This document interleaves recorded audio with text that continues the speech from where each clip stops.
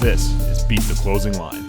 Hey everyone, welcome back to Beat the Closing Line. I am your host, Nicole Russo, alongside analyst for TheLines.com, Eli Hershkovich. As you know, on Thursdays, we interview a special guest from the sports betting industry to give us a fresh perspective on how this season is going. Today, we are talking once again with Jason Weingarten, Spreadopedia on Twitter, who is a pro bettor and VSiN contributor.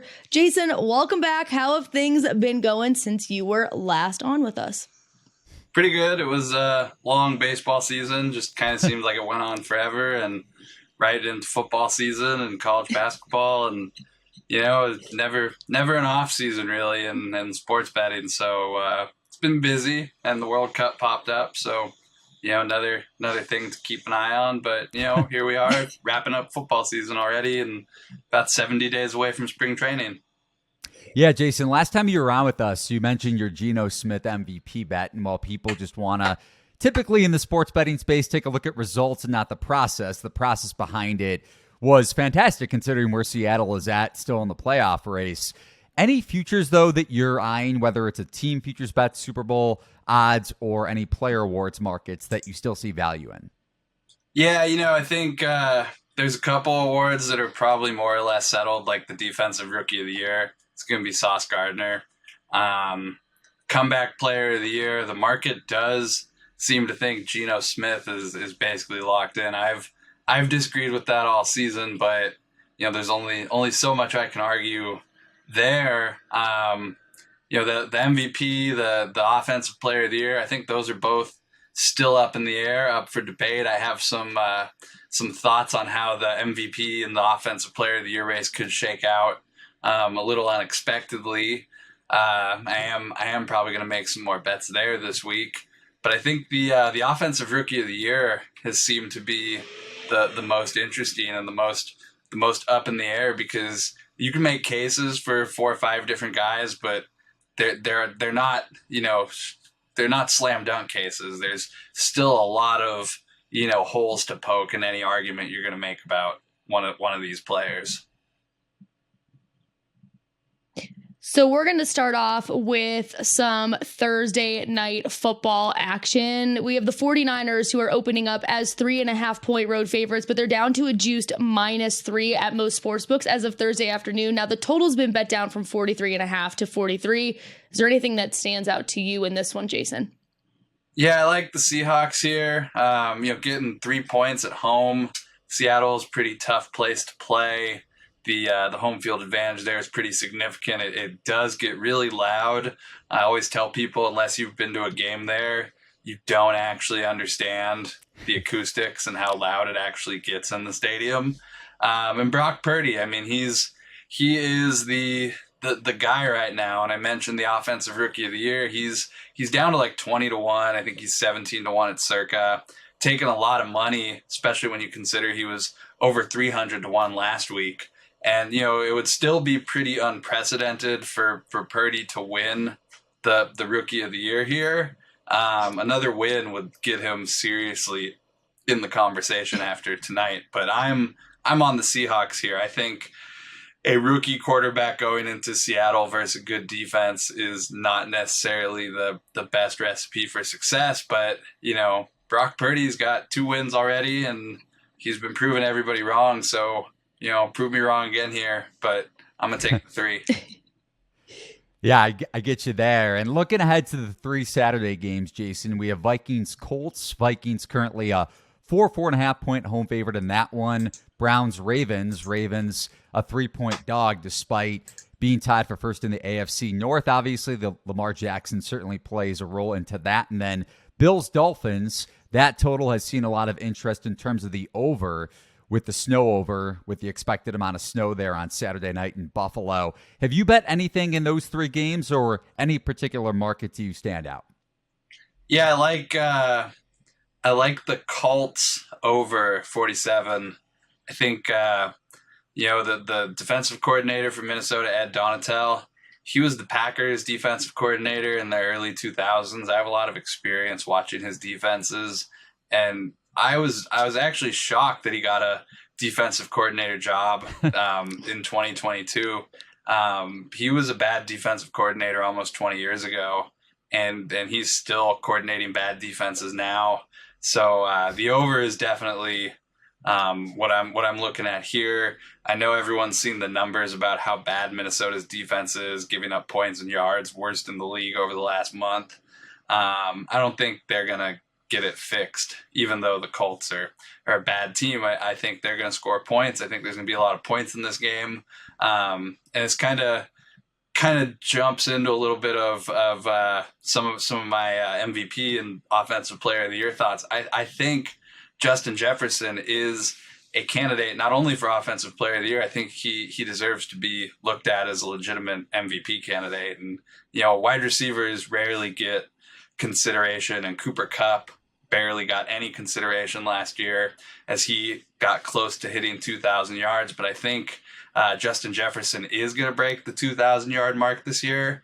And if we're not going to reward success by any other position other than the quarterback, then the MVP should just be renamed the best quarterback in the NFL award, because nothing anybody else can do can ever win it. If you're not going to give it to a guy who gets 2,000 receiving yards, you're not going to give it to anybody for anything other than a quarterback.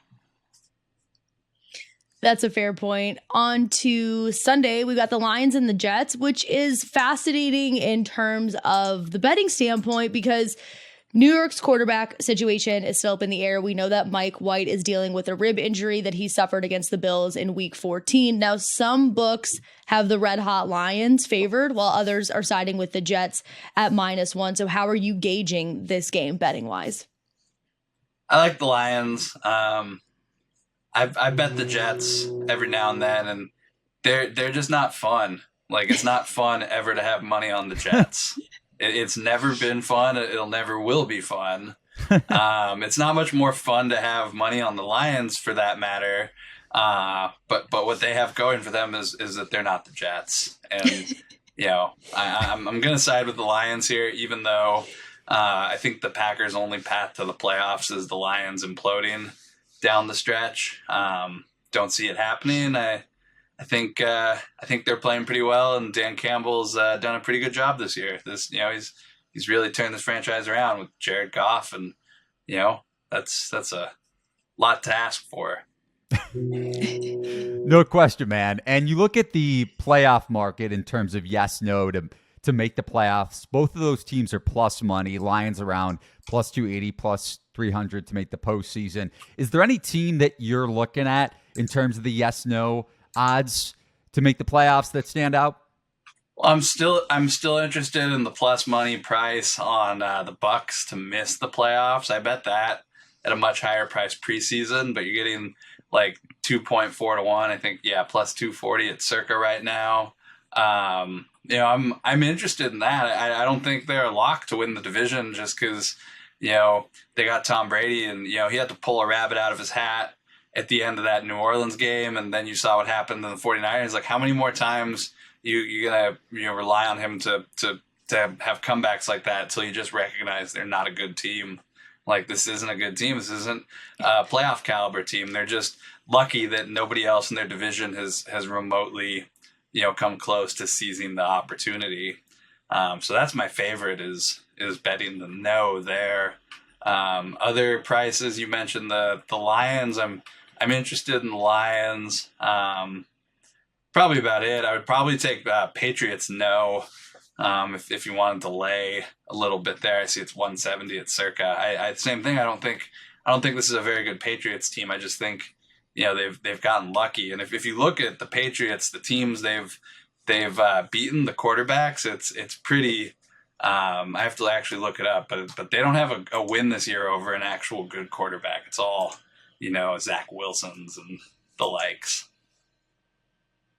This one's a little off script and a little fun, but I have to tie it back into our Tuesday conversation really quick before we head over to the MLB. We were talking about Tom Brady and the fact that he has said that he does not know what team he will be playing for next year. So maybe a yes-no market. Is Tom Brady seriously a contender to play for another team in the NFL at this age? Because I say absolutely not. It's Bucks or bust at this point.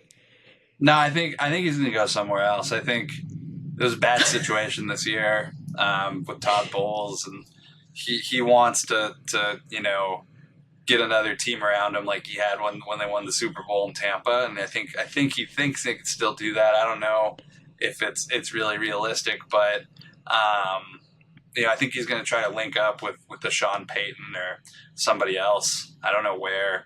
But the thing I was saying about the Patriots, the quarterbacks they've won over this season, Mitch Trubisky, Jared Goff, Brissett, Zach Wilson, Erlinger, Zach Wilson again, Colt McCoy. They've lost to Tua, Lamar Jackson, Rodgers, Justin Fields, Cousins, and Josh Allen. So, I mean, it's pretty big split over the types of teams the Patriots have beaten. They got games against Derek Carr, Joe Burrow, Tua, and Josh Allen again. So I would expect the Patriots to probably miss the playoffs. They're not as good as they've looked when they're beating up on bad teams. I agree there. And tying this back to what you mentioned at the beginning with how much baseball betting you do, looking at the free agency market starting to heat up, latest one being Carlos Correa getting, $350 million? No idea how that happened, 10 plus years on that contract. Anything, though, in the World Series futures market, considering all the players on the move in the last week or so that sticks out? Typically, this time of the year, I don't bet very much, World Series or pennant futures, and very rarely am I gonna make a pennant future or World Series future just because a single player signed with a team. Like Jacob deGrom didn't really move the needle for me for the Rangers. Carlos Correa moved the needle a little bit. Like I see Circa drop the Giants from I think they're 35-1 down to 30. It does make them a bit more of a contender, but there's not very many numbers on the board that I'm dying to lock money up on this late. The only thing, truthfully, I think the Astros showed that they were just heads and shoulders better than the rest of the American League last year. And they lost Justin Verlander, which doesn't really affect their rotation that much, regardless of how good he was. Those innings are going to be replaceable with the depth they have.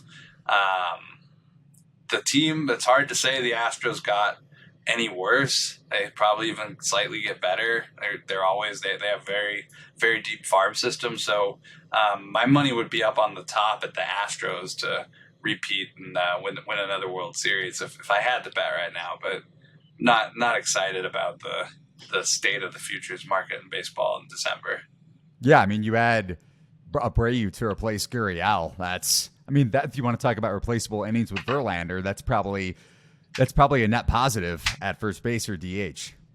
Yeah, and they got Hunter Brown and a couple other pitchers to eat those innings. They're going to be fine. It's a very good team, regardless of how much I hate them. They're a very good team. Jason, thanks so much for taking your time to chat with us once again. We love having you on the show. And if you guys are betting this weekend, good luck with all of your bets. Eli, Mo, and myself will be back on Tuesday to talk more opening lines. We will see you then.